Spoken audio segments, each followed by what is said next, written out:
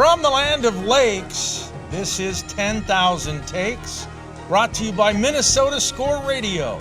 Wally and Eric back for yet another week as we slice and dice the always busy, always topical, super saturated Minnesota sports scene. Yes. Well, we have a lot to get into. We do. As we are now into early November, but as always, the NFL bigfooting every other sport in its path, and the Minnesota Vikings are 6-2 after 8 games. So you're almost at the halfway point. Halftime this week against Jacksonville is the midpoint of this 17-game regular season, and I would say they get some pretty high grades with that 6-2 record. Did you think, well, not in your wildest dreams, because you had them at 5-12 for the season. So, 6-2 after 8 games. You've won most of your home games. Your only loss at home was to Detroit. You lost to the Rams in L.A. I don't think those are horrible blemishes on your record so far. Detroit look like the team to beat, period, in the NFC. And I don't know if anybody's going to beat Kansas City. They just keep winning football games no matter what the situation is. I see Patrick Mahomes limping off the field, and somehow he comes back out of the tent and saves the day as usual. Did you know, by the way, that Carson Wentz is his backup? Yeah. I didn't realize that they were talking about that this past Monday night. Carson has found a home in a lot of different places. He's still getting a paycheck. He may get a Super Bowl ring out of this one. Yeah. I said before the season started, yes, you can book it. Barring injuries, the Kansas City Chiefs will three-peat. They have the best head coach in the NFL in Andy Reid. They have the top quarterback in Patrick Mahomes, the Magic Man. They have an outstanding defense. Their kicker is reliable in Harrison Butker. And they play in the best venue in the National Football League, Arrowhead Stadium. That's another Super Bowl victory combination, in my opinion. They will three-peat, barring Mahomes going down. Yeah, well, and that's a big if, too, because if he goes down, they're a way different team. On any given week, they have Carson Wentz, and Andy Reid would really have to coach him up, right? Yeah, no doubt. But as for your Vikings, I think Sam Darnold has over-delivered. Is that fair to say? Yeah, based on expectations, right. No doubt. Now, going back to when he came into the NFL with the New York Jets as a high first-round pick, maybe it just took him a little time to reach his peak. Certainly, he's in the best spot he's been in his career. San Francisco was great, but he was the backup. He didn't play. The clipboard holder behind Brock Purdy. But I think being in that system with Kyle Shanahan and getting a chance to watch that thing work as opposed to the Jets and the Panthers, those are dysfunctional franchises. Now he comes here. Kevin O'Connell has a little bit of Kyle Shanahan in him, right, offensively speaking. Right. So, Sam Darnold's in a good spot. Yeah. The return of T.J. Hawkinson has been big. You lose Christian Darrisaw for the year, but you bring in this Cam Robinson, and I don't know, he seems like he fit in right away and eager to play against his former teammates. And you and I talked to him after the game this past Sunday night and kept asking him about going back to Jacksonville, and he just said, it's going to be fun. Yep. To every question we asked about Jacksonville. That is all he would say. He did not want to stir the pot or give the Jaguars any bulletin board material. Exactly. Boy, and he's a mountain of a guy. He's kind of like a Mount McKinney. I think he's bigger than Christian Darrisaw in terms of stature and physique. But I like that acquisition by the Minnesota Vikings. They had to patch up the left side when Darrisaw went down, and they still have the depth with Blake Brandel and Quisenberry, and so, but I give Quezzy credit for acting quickly and getting a left tackle, because without somebody like Robinson, this season could go south or sideways. Did you see at the trade deadline that the Lions made a move to bolster their defense?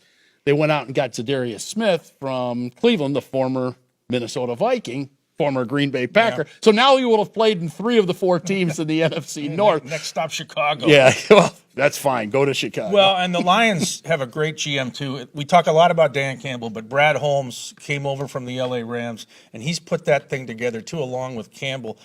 Look, when Aiden Hutchinson went down with that devastating leg injury, They had to get something to replace Aiden This was the Hutchinson. answer. Yes, it's a huge move by Detroit. I think the NFC North right now, if you look at the aggressiveness of some of these teams, and Green Bay is still very good. Jordan Love's banged up. He's limping around. They got to get him ready to go. And Chicago's at 4-4. It's a division, I think, that right now has to be looked at as the best in the NFL, top to bottom. And how many times have you been able to say that in the last 20 years? I don't know. Ever? I don't think we ever have. I mean, if you look at the only teams to win Super Bowls in the division, the Lions have never been. The Vikings have never won a Super Bowl. Chicago has 1. Green Bay has 4. That's only 5 for an entire division. And these teams have been around basically since the beginning of time. Yeah, they've been around the entire Super Bowl era. Right. And when did the Packers last win? It was that, what, 15 years ago? Yeah, Super Bowl 45 down in the Metroplex. So it's been a while. Aaron Rodgers' only ring. Aaron Rodgers' only ring. You are correct. I don't think he's going to get one with the Jets. I got news for Jets. They're on a one-game winning streak. Come on. Okay. Well, let's not push that too far. I don't think they're very good. Okay. Jaguars this week.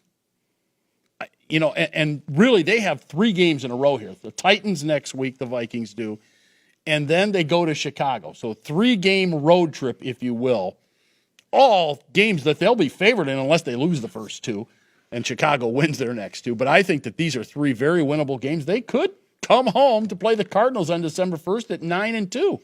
Yeah, they're games that if you're going to be a serious playoff contender, you need to win.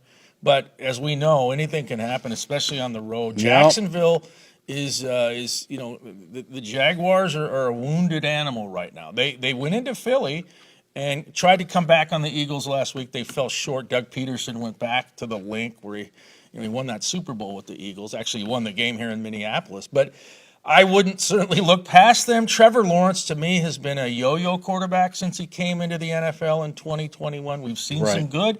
We've seen some bad. We've seen some mediocre. And he's another example that you don't know when you take these quarterbacks in round 1 if they're really going to pan out. I would say for now, Lawrence is under-delivered for Jacksonville. Yeah, he's probably a C, maybe a C+. And he has a quarterback-friendly coach in Doug Peterson. Yeah, he does.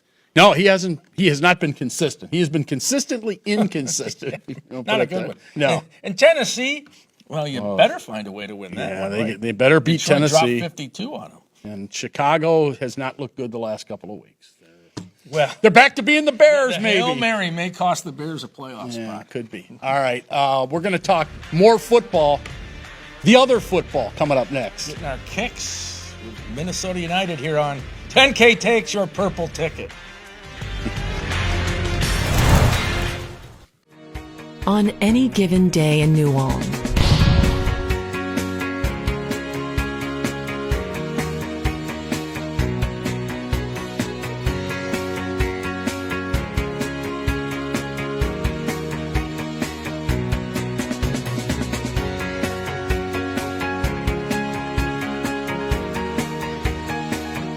come see what's brewing on any given day in New Ulm. I've been meaning to give you these for many years. I think they're perfect.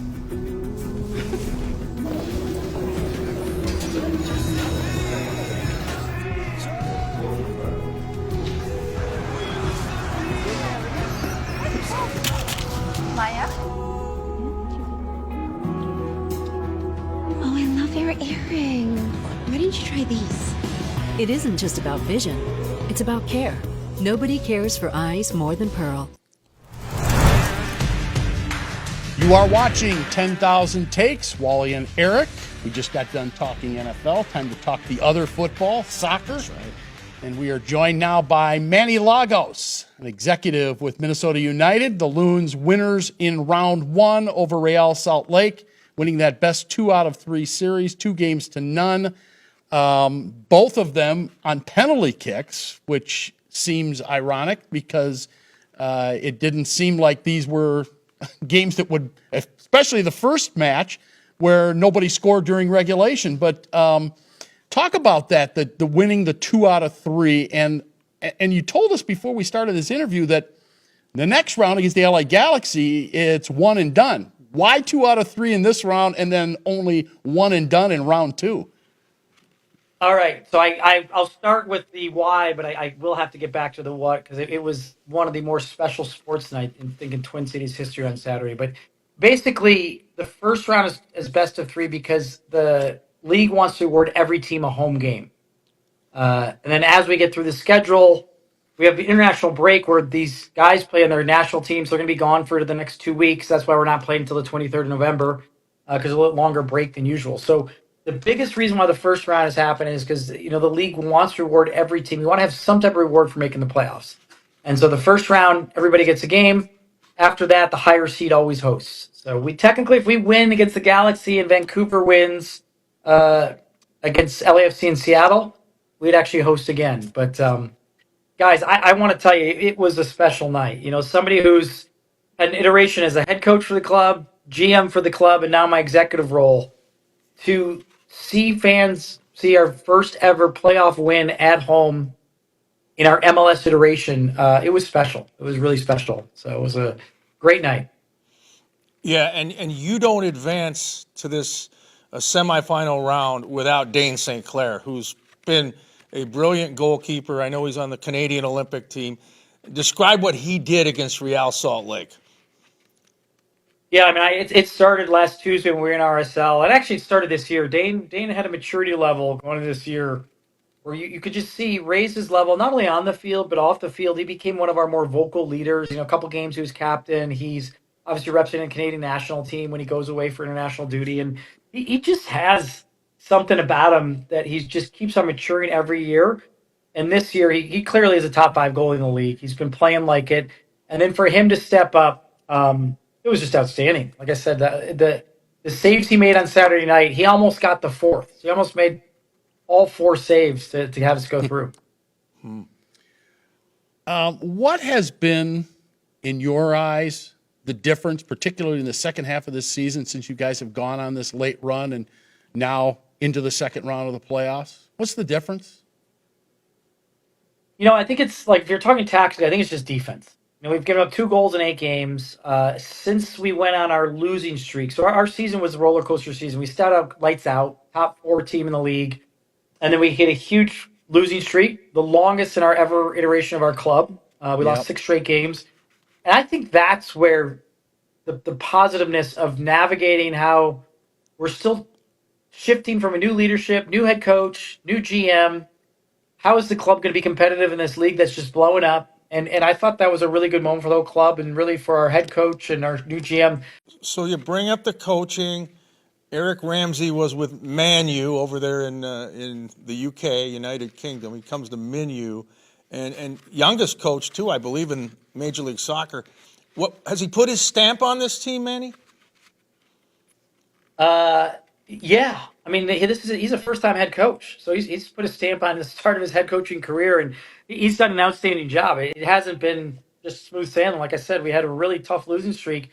But the club's not used to losing that many games in a row, so he had to really deal with some adversity. But he's been outstanding. Like you said, 32 years old, youngest coach in the league. Um, Clearly hungry to have a great career, whether it's here or back in Europe, and that's why he came here, as he really wants to kind of use this league and this growth to elevate his career. And he's been outstanding for the club. I mean, he's a class act on the field, class act off. He clearly is resonating with the players individually and collectively in a way that the club hasn't seen in a long time. I'm hearing a rumor, and you can either say yes or no that this is true, and then maybe you can explain what they're thinking, that MLS is considering flipping the schedule at some point. Maybe not this year, but maybe in another year. Going from fall to spring instead of spring to fall, supposedly to avoid all the hot weather that you get in the summer and particularly in some of the southern belts. What are they thinking? Who is thinking about this? And do they realize that there's a team in Minnesota, that there's a team in Utah? I mean, what in the world can you possibly be thinking here? Yeah, I think the rumor is true. Now, the solution is not quite where everybody thinks it. I think it's getting a little bit overblown. Essentially, what they're thinking about doing is flipping your playoffs from November, December to May, June. That's really what this is all about. Is really we have two challenges. One, we're not on the international calendar. So all of our player transactions, it's a multi-billion-dollar business every 2 times a year, once in January and then again in July. And if we don't line up our multi-billion-dollar business with all these other clubs around the world where we buy and sell players, it becomes really hard to get the players at the level now that our league is growing to in, which is very similar to some of the top teams and leagues in Europe. We're not quite in the top 5. We're probably in the top 7 or 8. By far the fastest growing league in the world, though. So there is some theory that getting ourselves on that aligned window will really help us recruit, develop, be a part of, and even generate more revenue with those windows lined up with the European, which is really their season starts preseason mid-July, it starts in August, and it goes to the end of May. What I think the proposal is essentially our season would start, late July, and it would go to December. We'd probably play our last 2 games on the road in December, take our 6-week break like we still do, start in February again, second week. We'd play the first 2 weeks on the road in February. And this is what we do now. We go March through or into June. So there could be a shift of like 2 or 3 home games here in the summer that we might miss out. But I don't think it's as drastic as people are making it out to be. Earlier this season, I think it was LAFC played in a blizzard in Salt Lake against Real Salt Lake, and their coach was squawking about the conditions. I hope these teams from places like Los Angeles and Miami and other Sunbelt cities are going to be okay when they come to the North or the Mountain West. They got to deal with it, right?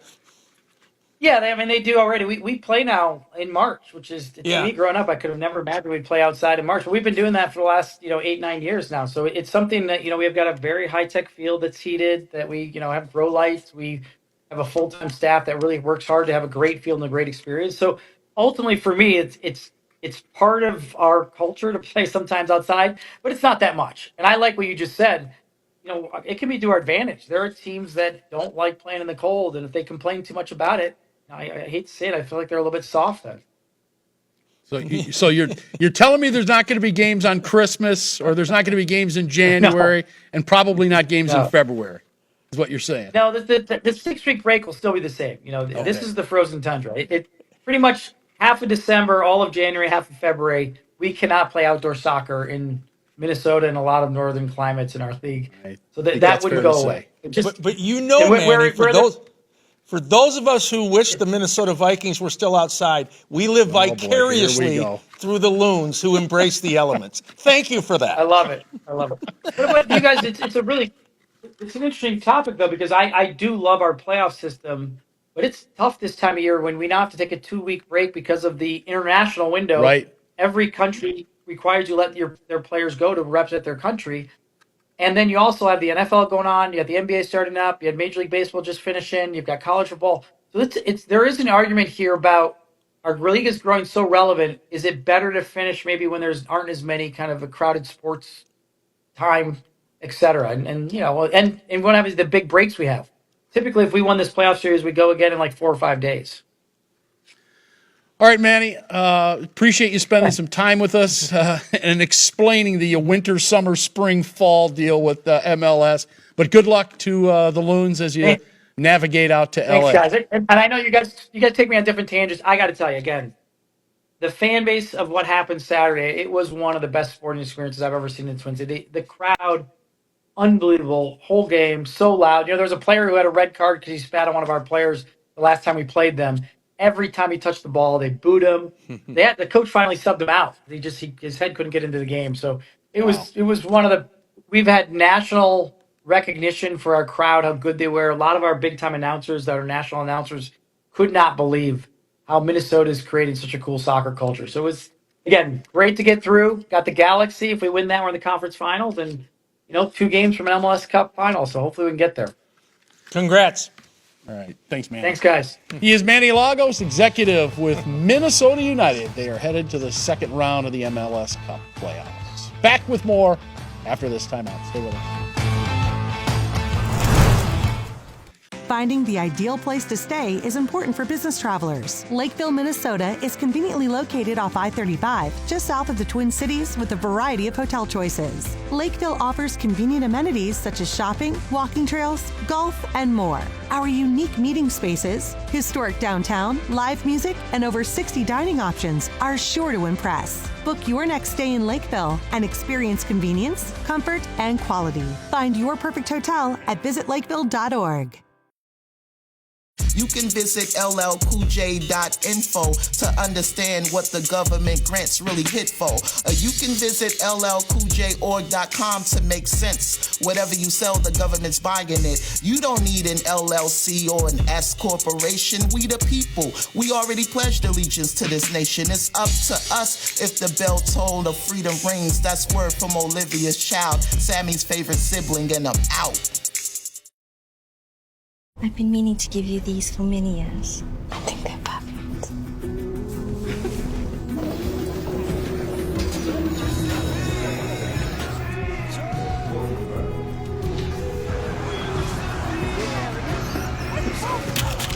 Maya? Oh, I love your earring. Why didn't you try these? It isn't just about vision, it's about care. Nobody cares for eyes more than Pearl. On any given day in New Ulm.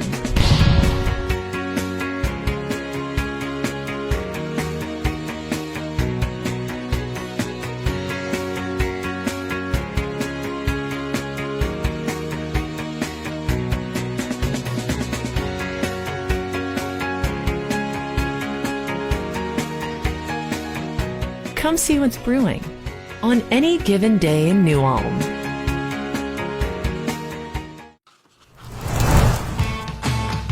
$10,000 takes and all this positivity and election week and all this kind of rolling together. So we came up with a concept here and maybe just a question for you. If you had to place your vote right now, like you did this past Tuesday, who would you say of those big four you see on the screen behind me? It would be the other direction. Yeah, behind me, not in front of me. I can see that one. What's wrong with you? Which of the four is the biggest positive surprise? Now, the negative would be the Twins having a failure of a season for sure. And certainly that's on the bottom of the list as far as, or the top of the list as far as lack of success. But which of those four would you say, Loons, Vikings, Wild, Gopher football, gets your vote? Yeah. Boy, I look at the ballot, I don't know which oval to circle. But I'll say this, the Minnesota Wild have just jumped out to a fantastic start in the NHL. Not many people saw that coming. Even the flock of 19,000 that shows up at the X for every home game. The sheep, you mean? The Minnesota Gopher football team, they're on a good run. It could get even better. I need to wait a little longer on them. And certainly Minnesota United, we just talked to Manny Lagos. You know, they're a couple wins away from the MLS Cup, so that's pretty good stuff too. But it has to be the Minnesota Vikings, because if you go back to March, free agency, Kirk Cousins wins the NFL lottery again. He's off to Atlanta. Suddenly the Vikings don't have a quarterback. They go out and get Sam Darnold, who was a backup in San Francisco. Right. I don't think that moved the needle too much. No, it didn't. I didn't hear a lot of people say, goody, we got Sam Darnold. And look at him now. He's had an outstanding season, in my opinion, for the Vikings. He's got 6 wins. Can't take that away from him. So that's a surprise. But also, we knew they'd draft a young quarterback. So they selected J.J. McCarthy in round 1. And he goes out in that preseason game against Vegas. He looks pretty good. And then gets hurt. The knee injury. And he's out for the year. And you and I both know, in the Purple Nation, it was gloom and doom. Here we go again. They have an Eeyore complex of failure. And so, and then the defense was, patchwork put together. And now these pieces look good, like Van Ginkel and Grenard and Gilmore. I think it's got to be the Minnesota Vikings. Not many people had them winning a lot of games. Yeah. Well, it's hard to argue with all of that. But I'm going to go with the Wild just because, and similarly, I don't think that there were real high expectations. They're still strapped by that salary cap, the Parisi and Suter salary cap issue that's going to have them strapped for at least one more season here. And so they really didn't add many pieces. little things here and there, and guys brought up from the minors and developing guys. I mean, there have not been huge changes. This is the same team that was playing last April when they missed the playoffs and when they really bottomed out. So I think that's a huge surprise the way that they have played it, particularly here in the first part of this season. I'm going with the Wild. Hard to disagree with the Vikings, but I think that the Wild has surprised me more. I just like what I think Kevin O'Connell has proven that he's a pretty good football coach, and this takes it that next step for sure. Well, they've turned the team over a lot. There's no doubt. And Brian Flores has done a fabulous job as the defensive coordinator. That's a good tandem with Kevin O'Connell being the HC and Flores is the DC, defensive coordinator. But basically, they're like co-head coaches. I get the feeling that KOC says, Brian, do your thing. Yeah. I'll check in with you, but do your thing, and he does. Yeah, very much so. All right, one segment to go. It is Takes of the Day. Buckle up. You won't want to miss that. Right here on 10,000. I've been meaning to give you these for many years. I think they're perfect.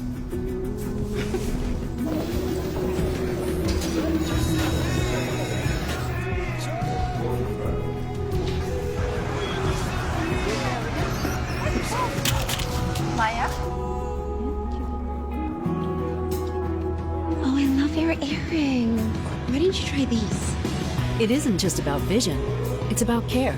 Nobody cares for eyes more than Pearl. Finding the ideal place to stay is important for business travelers. Lakeville, Minnesota is conveniently located off I-35, just south of the Twin Cities with a variety of hotel choices. Lakeville offers convenient amenities such as shopping, walking trails, golf, and more. Our unique meeting spaces, historic downtown, live music, and over 60 dining options are sure to impress. Book your next stay in Lakeville and experience convenience, comfort, and quality. Find your perfect hotel at visitlakeville.org.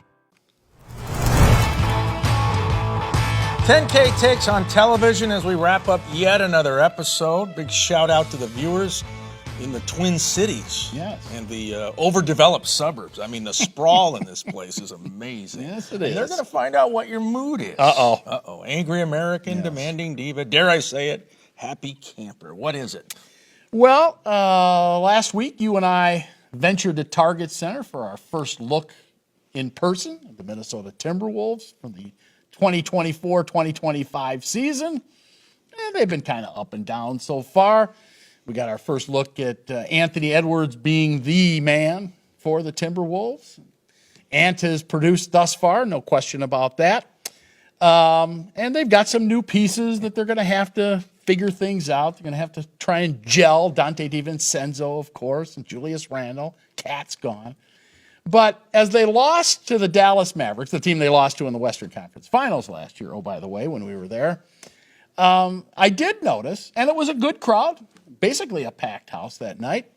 I looked up into the rafters, and lo and behold, something you didn't see in the regular season last year, we were tarpless. Yes, tarpless in Minneapolis. They did not have that big tarp covering up seats. I think they cover up about 2,500, 3,000 seats during the regular season last year. They finally removed those tarps in the playoffs. They sell those tickets so people can actually afford to go to the games. I don't know why they did that in the first place. It's crazy. They're trying to create demand. You create demand by winning basketball games, not by covering up empty seats, you boneheads. So they have decided to take my advice. They've left the tarp off so far. Hopefully they leave it off for the entire season.